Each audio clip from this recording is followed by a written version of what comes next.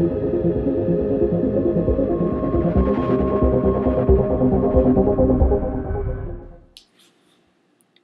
we doing, everybody? Hope you guys are having a good weekend or a good week, depending on when you're watching this. I just wanted to do a quick review of Sisters Brothers. I always get that swapped. Brothers, sisters, sisters, brothers. But anyway, it's Sisters Brothers because it is the Sisters Brothers, meaning that their last name is Sisters. I know it's kind of odd.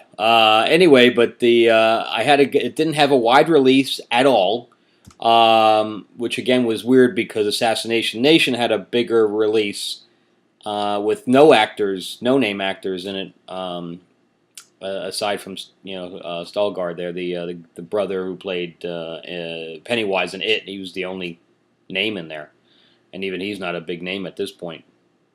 But yes, I had to go all the way into Hollywood to the Dome, which is on Sunset. If you've never been to Hollywood at all, it's an ArcLight theater, and it's literally a circle.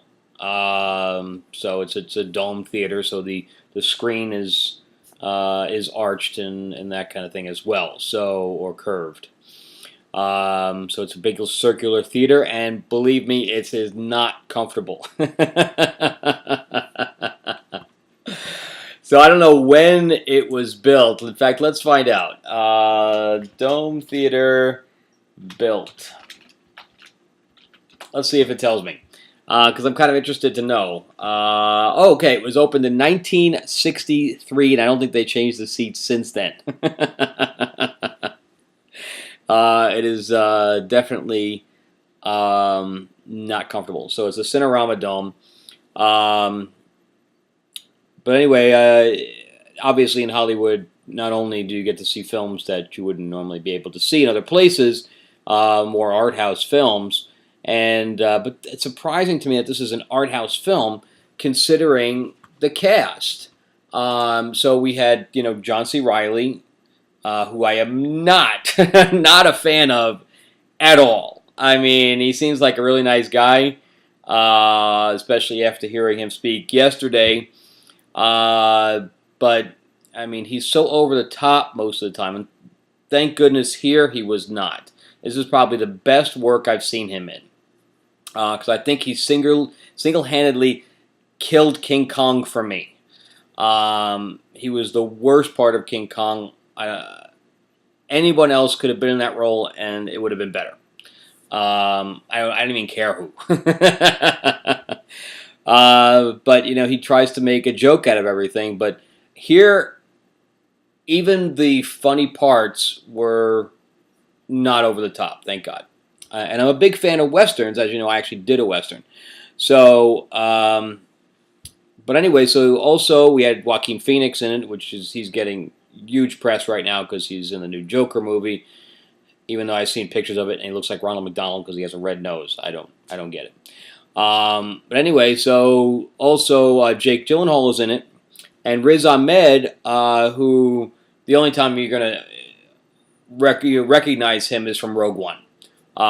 He played Bodhi in Rogue One. So on top of that, he was also acted with Gyllenhaal in Nightcrawler. Which is also a good film. I mean, Gyllenhaal's a pretty decent actor, I gotta say. So he's got a very wide range of things that he can do, and parts that he can pull off. So, and here's another one. This is another very good part for him.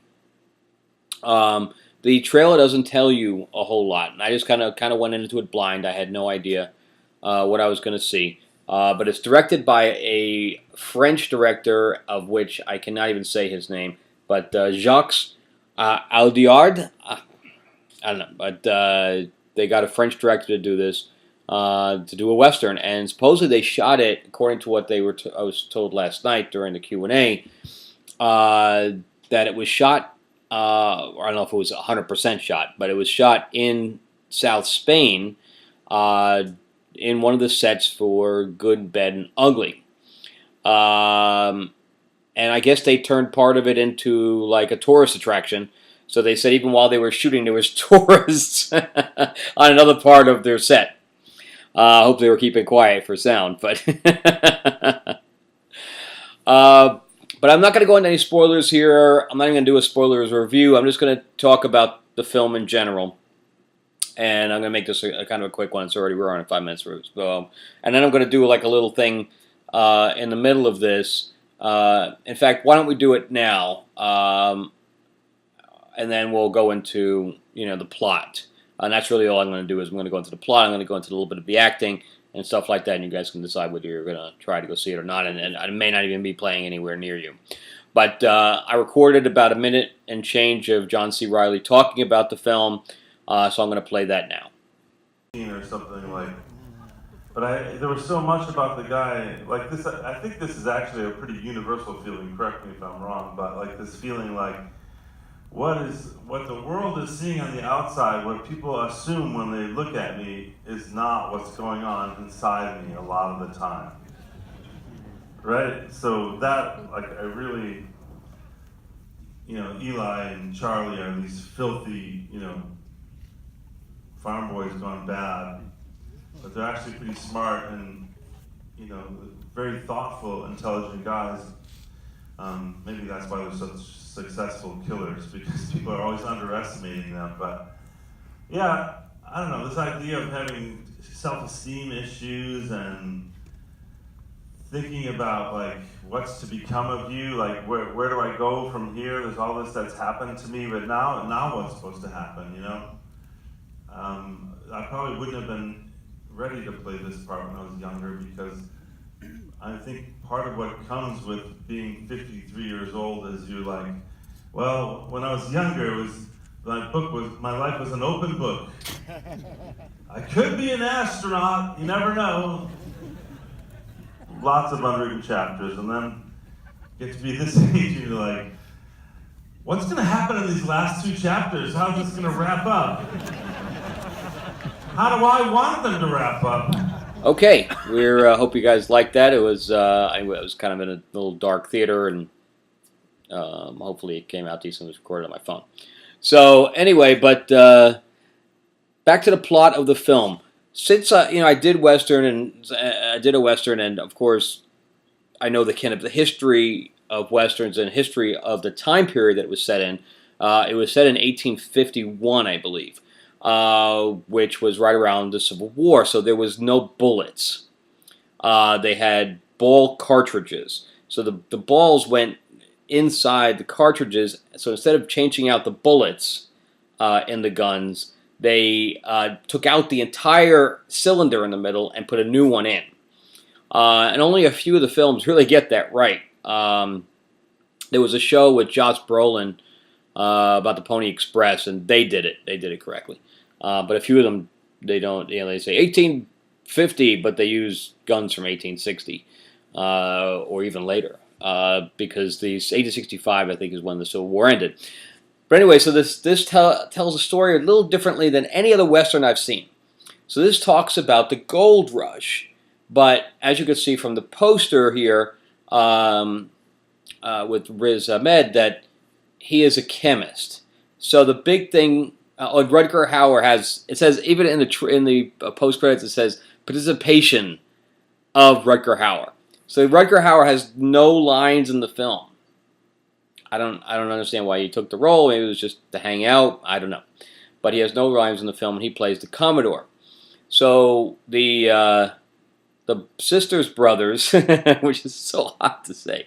This comes from a book, by the way. So here's what the book looks like, the cover of the book. But I don't know if it followed it or not. I've never read the book. I never even heard of the book till now. So the chemist is going to San Francisco for the gold rush, but he has a chemical treatment formula that's going to point out the gold for him in the river without them doing the shifting or the sifting and everything else, and it's going to save a crap load of time. So everybody's after this thing. And so the sisters brothers are working for the Commodore, and he is sent. He sends them to torture him and get the recipe for the chemistry for the gold, and then kill him. So he's literally on the run, and that's basically where the film kind of picks up. In the beginning, is them going after him, and of course, I'm not going to tell you all the spoilers that go into their adventure, but that's the story, which is different. I've never seen a story like that about talking about anything besides the gold rush as part of another plot, where this is the gold thing is also a subplot with this, because the real plot is the brothers' journey together, and I got to say that the acting is very, very good. The directing is good. My only issue, in fact, and the set pieces are all good. The gun battles are pretty good. So it's a very good film. My only negative connotation to it is that it feels like it's too long. The last half hour or 20-something minutes, I started looking at my watch. So it was like already that the film was already over, and it just kept going. So I don't know how. I like how it ended, but I think they could have tied it up or shortened the film in some way. But it's a little. It was just a little bit too long. But it was 2 hours. It wasn't like it was a 3-hour film, but it felt too long. I don't know what the problem was, but that was my only issue with it. And when and if you see it, let's see if you agree with it or not. But it was a very good film. Obviously, it was a labor of love because I think it released on like 8 theaters throughout New York and Los Angeles, and I think that's it. So I don't think you can even find it if you're Middle America or on the East Coast other than New York. I don't think you'll even be able to see it. I don't know if it's going to get a wide release. I tried to raise my hand to see if it was going to get a wider release, and they kind of closed it up before they got to me. So, but anyway, I highly recommend the film if you are. I haven't. The last good thing I saw. Well, of course, I like Magnificent Seven. I think that was the last film that came out. I did watch, all the stuff for Hell on Wheels, and I thought Godless was great. So if you haven't seen Godless on Netflix, you should. You're a Western fan, you should definitely watch that. Michelle Dockery, who's British, playing in a Western. Her American accent is, I'm also watching her on Good Behavior right now, but she's from the British show. I forgot the name of it, but anyway, the one that everybody was watching, Downton Abbey. But she's in Downton Abbey, one of the main roles. Anyway, so good for a Western, good for a regular film. If you get a chance to see it, definitely see it. All right, have a good one. Have a great week, and I will see you on the next one.